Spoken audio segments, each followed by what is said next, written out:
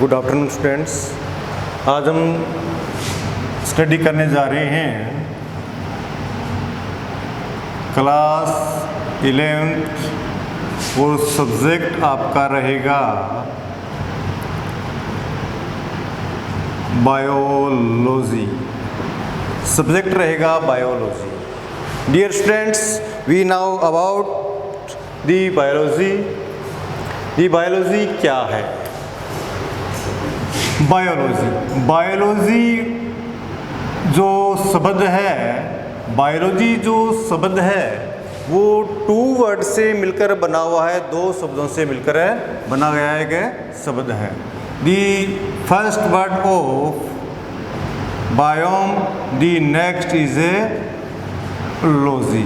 Biome या BIOS, biome या BIOS. The BIOS is The bios word meaning are living organism, living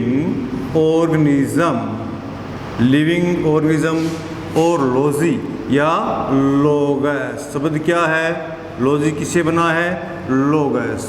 The logos words means are to study, यानी कि biology वह शब्द है जिसके अंदर जो लिविंग्स ऑर्गेनिज्म हैं, जीवित जो जीव हैं, उनकी क्या की जाती है? स्टडी की जाती है।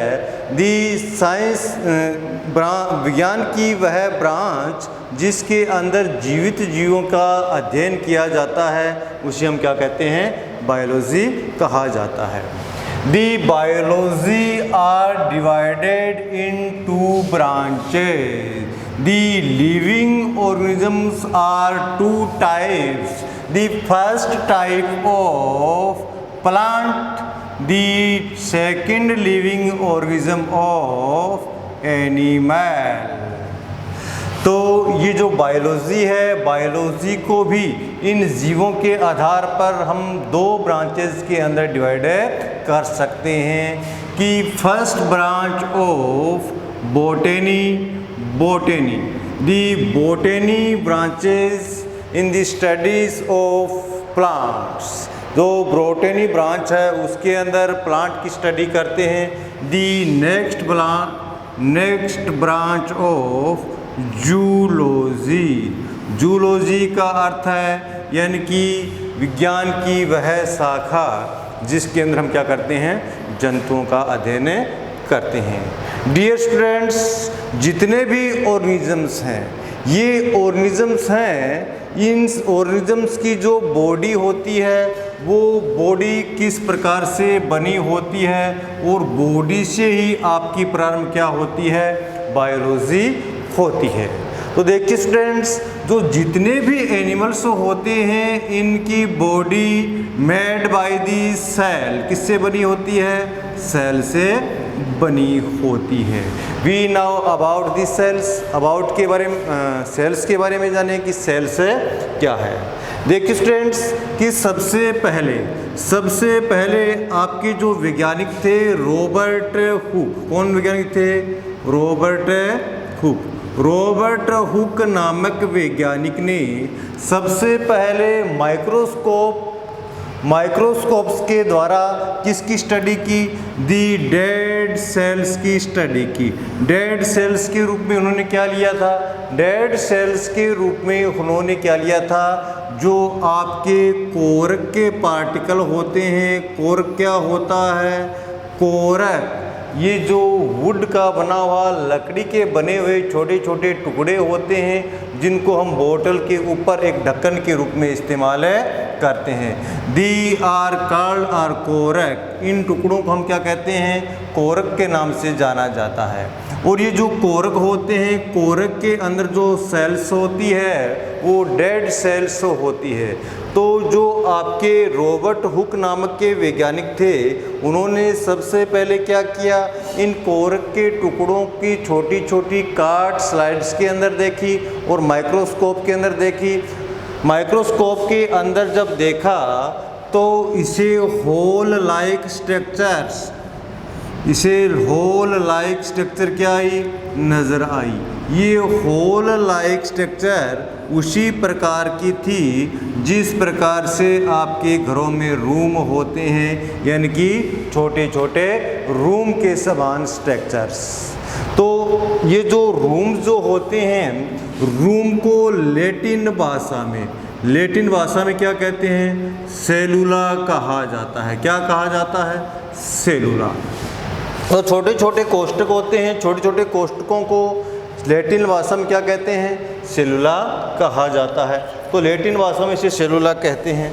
ठीक है, तो सेलुला से ही क्या शब्द पड़ा था?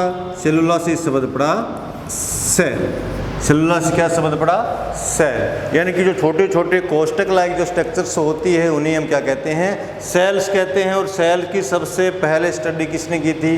रॉबर्ट हुक ने की थी। अब हम बात करते हैं कि सेल्स की हमें आवश्यकता क्यों होती है। जितने भी ऑर्गेनिजम्स होते हैं, चाहे वो प्लांट है चाहे वो एनिमल्स हैं, सबकी बॉडी जो होती है वो किससे बनी होती है? सबकी body made by the cell, यानी कि सबकी बॉडी किससे बनी होती है? सेल से ही बनी होती है।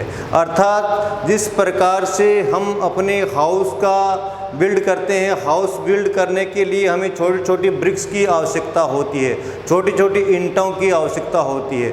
छोटी छोटी ईंटों को मिलाकर हम क्या बना देते हैं? एक रूम बना देते हैं। उसी प्रकार से जितने भी लिविंग ऑर्गेनिज्म होते हैं, इनकी बॉडी भी क्या होती है? इनकी बॉडी भी स्मॉल स्ट्रक्चर से बनी होती है। और इसी स्मॉल स्ट्रक्चर को हम क्या कहते हैं? सेल कहा जाता है। इसी स्मॉल स्ट्रक्चर को हम क्या कहते हैं? सेल कहा जाता है। और कोशिका की खोज, सेल्स की खोज सबसे पहले किसने की थी? रॉबर्ट हुक ने किया था। तो सेल डिस्कवर किसने किया था? रॉबर्ट हुक ने किया था। सेल जो वर्ड है ये लैटिन भाषा के एक वर्ड सेलुला से लिया गया है, जिसका अर्थ होता है कोष्ठक या छोटा कमरा या स्मॉल रूम से लिया जाता है। इसके बाद क्या किया? इसके बाद आपके जो ल्यूवेनहोक हैं, कौन है? ल्यूवेनहोक नामक जो साइंटिस्ट थे, वैज्ञानिक थे, इन्होंने क्या किया? इन्होंने लिविंग सेल्स की खोज की थी। किसकी खोज की थी? लिविंग सेल्स की खोज की थी। ल्यूवेनहोक ने क्या किया कि जो स्पर्म होते हैं या कुछ जो बैक्टीरिया होते हैं या जो कुछ प्रोटोजोआ होते हैं आदि को स्लाइड्स के अंदर स्टडी की, और उन्हें क्या नज़र आया? इसी सेलुला के समान स्ट्रक्चर नज़र आई। इसलिए उन्होंने ये कहा कि जितने भी जो जीव होते हैं वो छोटे छोटे कोष्ठक लाइक स्ट्रक्चर से बने होते हैं, और इन्हीं कोष्ठक लाइक स्ट्रक्चर्स को हम क्या कहते हैं? सेल्स कहते हैं। तो ठीक है, ये तो बात ठीक है कि प्रत्येक जो लिविंग ऑर्गेनिज्म है इनकी बॉडी किससे बनी होती है? सेल से बनी होती है। तो सेल से बनी होती है, तो आप बताइए ये जो प्रत्येक लिविंग ऑर्गेनिज्म है क्या एक ही सेल से बने होते हैं या अनेक सेल से बने होते हैं? देखिए स्टूडेंट्स, जितने भी ऑर्गेनिज्म होते हैं, जितने भी लिविंग ऑर्गेनिज्म हैं, वो एक सेल से भी बने हो सकते हैं और बहुत सी सेल से भी बने हो सकते हैं। देखिए इसी के आधार पर जो एक सेल से बने होते हैं या बहुत सेल से बने होते हैं, तो जो लिविंग ऑर्गेनिज्म एक सेल से बने होते हैं या बहुत सी सेल से बने होते हैं, उन्हें क्या कहते हैं? वे जीव जो केवल और केवल एक सेल से पूरे शरीर का बना होता है उन्हें क्या कहेंगे? यूनिसेलुलर कहेंगे। क्या कहेंगे? यूनिसेलुलर। और जिनके शरीर में बहुत सी कोशिकाएं पाई जाती है, जिनकी बॉडी में बहुत सी सेल पाई जाती है, उन्हें कहेंगे मल्टी सेलुलर कहा जाता है। यूनिसेलुलर और मल्टी सेलुलर एनिमल कहा जाता है। अब देखिए स्टूडेंट्स कि ये जो यूनिसेलुलर और मल्टी सेलुलर है, इनकी जो सेल्स होती है, क्या सेल्स की संरचना, सेल्स के अंदर होने वाली क्रियाविधि वो सब सेम होती है या अलग अलग होती है? इस आधार पर भी सेल कितने प्रकार की होती है? इस आधार पर भी सेल कितने प्रकार की होती है? 2 टाइप की होती है। कितने टाइप की होती है? 2 टाइप की। The one type of prokaryotic, one type of है prokaryotic cell, the second type of है eukaryotic cell. The one cell of prokaryotic, the second cell of a eukaryotic cells. देखिए स्टूडेंट्स, ये prokaryotic cells और eukaryotic cells क्या होती है? Prokaryotic cell, prokaryotic cells. यदि हम प्रोकैरियोटिक वर्ड्स को देखते हैं तो ये भी 2 वर्ड्स के कॉन्जुगेशन से बना हुआ एक शब्द है। देखिए क्या है इसके अंदर, एक तो है प्रो और दूसरा शब्द क्या है इसके अंदर है? कैरियोन। नेक्स्ट क्या है? कैरियोन। प्रो और कैरियोन, अर्थात ऐसी कोशिकाएं जिनके अंदर क्या होता है, जिनके शरीर के अंदर जो न्यूक्लियस होता है। कैरियोन भी एक लैटिन भाषा का शब्द है। किसका शब्द है? लैटिन भाषा का वर्ड है। इसका भी मीन क्या होता है? कैरियोन का अर्थ होता है न्यूक्लियस। क्या अर्थ होता है? न्यूक्लियस। यानी कि ऐसे प्राणी जिनके शरीर में क्या पाया जाता है? न्यूक्लियस पाया जाता है। और न्यूक्लियस कैसा होता है? प्रो टाइप का। प्रो का अर्थ होता है प्राइमेटिव। प्रो का अर्थ क्या होता है? प्राइमेटिव। प्राइमेटिव प्रकार का न्यूक्लियस पाया जाता है। अर्थात इनका जो न्यूक्लियस होता है, न्यूक्लियस के चारों ओर जो न्यूक्लियर मेम्ब्रेन होती है वह क्या होती है? एब्सेंट होती है। न्यूक्लियर मेम्ब्रेन क्या होती है? इसमें एब्सेंट होती है। तो न्यूक्लियर मेम्ब्रेन एब्सेंट जिस सेल्स के अंदर होगी उस सेल्स को हम क्या कहेंगे? प्रोकैरियोटिक सेल कहा जाता है। The next cell of eukaryotic, the next cell of eukaryotic. Eukaryotic भी 2 वर्ड से मिला हुआ शब्द है, eu plus karyon, eu plus karyon. यानी कि इनके अंदर भी न्यूक्लियस है, इनके अंदर भी क्या है? न्यूक्लियस है। लेकिन न्यूक्लियस है कैसा? ट्रू न्यूक्लियस होता है। न्यूक्लियस कैसा होता है इनके अंदर? इनके अंदर जो न्यूक्लियस होता है वो ट्रू न्यूक्लियस होता है। अर्थात इनके न्यूक्लियस के चारों ओर क्या पाई जाती है? इनलोवेब पाई जाती है या न्यूक्लियर मेम्ब्रेन प्रेजेंट रहती है। ऐसी सेल जिसमें पाए जाने वाले न्यूक्लियस के चारों ओर क्या पाई जाती है? न्यूक्लियर मेम्ब्रेन पाई जाती है। उन एनिमल्स या उन सेल्स को हम क्या बोलेंगे? यूकैरियोटिक सेल कहेंगे। अब देखिए स्टूडेंट्स, ऐसे बहुत से लिविंग ऑर्गेनिज्म होते हैं, ऐसे बहुत से जीव होते हैं जिनका शरीर या तो किससे बना होगा? प्रोकैरियोटिक सेल से बना होगा या किससे बना होगा? यूकैरियोटिक सेल से बना होगा। तो देखिए प्रोकैरियोटिक सेल्स या यूकैरियोटिक सेल्स। प्रोकैरियोटिक सेल से जो बने होते जीव होते हैं उसका एग्जाम्पल मैं आपको बताना चाहूँगा। ये होते हैं आपके बैक्टीरिया। क्या होते हैं? बैक्टीरिया होते हैं। इसके अलावा आपका माइकोप्लाज्मा और इसके अलावा आपका होता है साइनोबैक्टीरिया। क्या होता है? साइनोबैक्टीरिया। ये सब क्या होते हैं?